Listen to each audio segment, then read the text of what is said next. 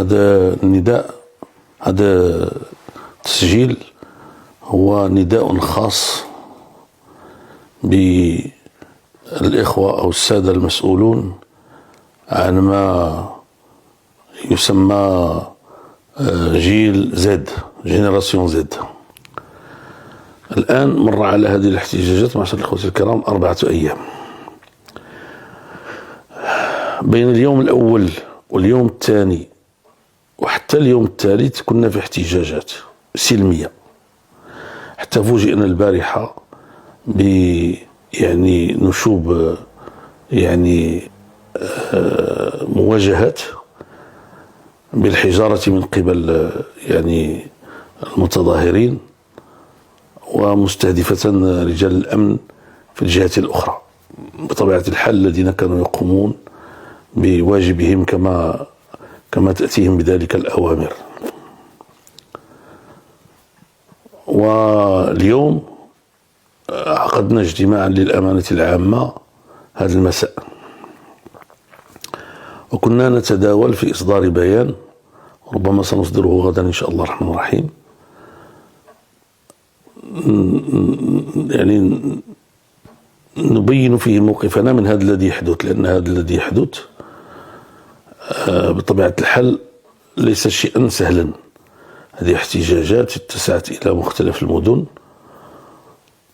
ولكن ونحن في الاجتماع بدأت تصلنا أخبار متتالية عن أحداث عنف واعتداء على الممتلكات وإحراق يعني سيارات الأمن ودهس لأحد المواطنين إلى آخره، وهذا يعتبر انفلاتا.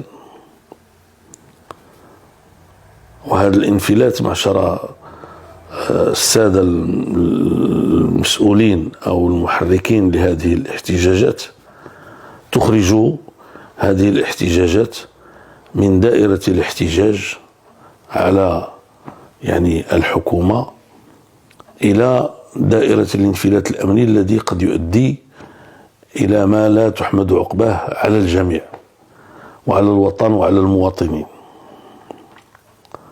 وقد رأينا مثل هذا في عدد من الدول، ولم تكن العاقبة جيدة أبدا. وبطبيعة الحال أنا أحدثكم لأنكم عبرتم أكثر من مرة بأنكم تعملون تحت سقف المصلحة الوطنية العليا، تحت سقف يعني الدستور، تحت سقف يعني الأمور المعقولة التي انبنى عليها وطننا منذ قرون طويلة، وهو على نية أن يستمر عليها إن شاء الله الرحمن الرحيم. أنا أعرف أن ما تحتجون عليه أشياء واقعية، ونحن بأنفسنا يعني لم نتوقف عن معارضة هذه الحكومة إلى آخره، ولكن نقول لكم بصراحة دابا ما بقات القضية لا ديال الحكومة لا ديال حتى شي حاجة. الآن نحن أمام خطر يعني مواجهات عنيفة واعتداءات لا يمكنكم لا أنتم ولا غيركم أن يتحكم فيها. اعتداءات على الممتلكات، يعني في الطرقات إلى آخره، أشياء يعني ولا أظن أنكم تقبلون هذه الأشياء. بل بلغني أنه ربما بعضكم تبرأ من هذه الأشياء التي تقع، ولكن أقول لكم الآن لا ينفع التبرؤ. الآن أنا أقترح عليكم شيئا واحدا وهو المعقول، وهو أن تصدروا توجيهاتكم إلى أتباعكم خلال هذه الشبكة التي يعني تفهمونها وتعرفونها وتستطيعون التصرف من خلالها، أن تتوقف هذه الاحتجاجات نهائيا. إذا كنتم تريدون أن يكون عملكم إيجابيا، فالخسائر التي وقعت لحد الآن كبيرة، ويعني حتى لا ندخل إلى مسلسل العنف المضاد الذي سيؤدي إلى نتائج سلبية، ويكون عملكم الذي قمتم من أجله وهو يعني المطالبة بإصلاح الأوضاع، سواء تعلق الأمر بالتعليم أو تعلق الأمر بالصحة أو تعلق الأمر بالشغل أو تعلق الأمر بمحاربة الفساد. كل هذه مطالب تجدون أنفسكم يعني مشتركين فيها مع عموم المواطنين. لكن ما دام هذا الأمر وقع فيه انفلات ووقع فيه انزلاق، المنطق السياسي يقتضي أن توقفوا هذه الاحتجاجات. على كل حال، هذا الذي وقع ستكون له عواقب سياسية يقينا إذا وقفتم هذه الاحتجاجات. إذا لم توقفوها الله أعلم، ستكون له عواقب سياسية لصالح ما دعوتم إليه بدون شك. فلهذا أنا أدعوكم وأناديكم وأنادي فيكم التعقل وقصد المصلحة والنية الحسنة، وأطالبكم أن لا تورطوا أنفسكم وأن لا تورطوا أبناء بلدكم والذين معظمهم من صغار السن، الذين هم بين 15 و20 أظن في معظمهم. لا تورطهم في أشياء لا قبل لهم بها ولا مصلحة لهم فيها ولا مصلحة لبلدهم فيها. صافي، الله يجعل البركة. دابا وقفوا هذا الشيء ورجعوا للبيوت ديالكم، فهمتي ولا؟ خليوا الوليدات يمشيو يقراو، فهمتي؟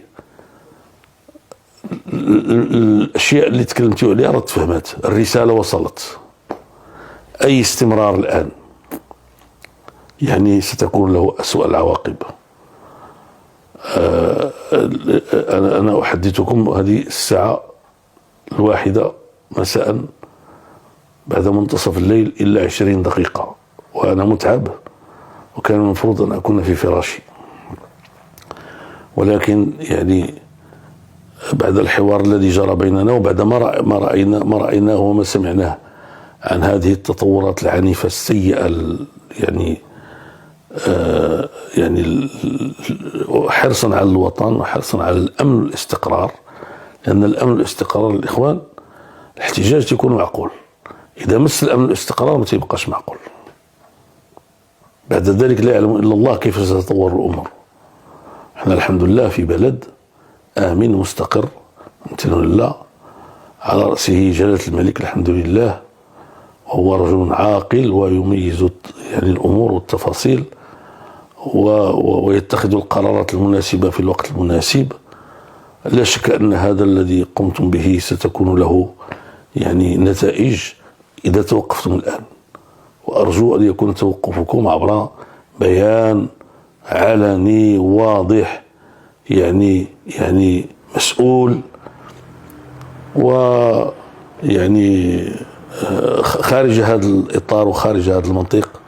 فإنني يعني لا بد أن أقول لكم أنني سأكون متشائما جدا، لا بالنسبة لكم، لا بالنسبة لبلدكم، لا بالنسبة لعموم المواطنين، لأننا ننعم ولله الحمد رغم كل هذا، ننعم بقدر من الحرية وننعم بالأمن وننعم بالاستقرار وننعم، وهذه أشياء يعني أساسية.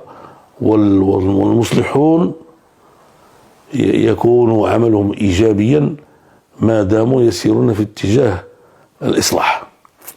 فإذا وصل بهم الحال إلى إفساد الأوضاع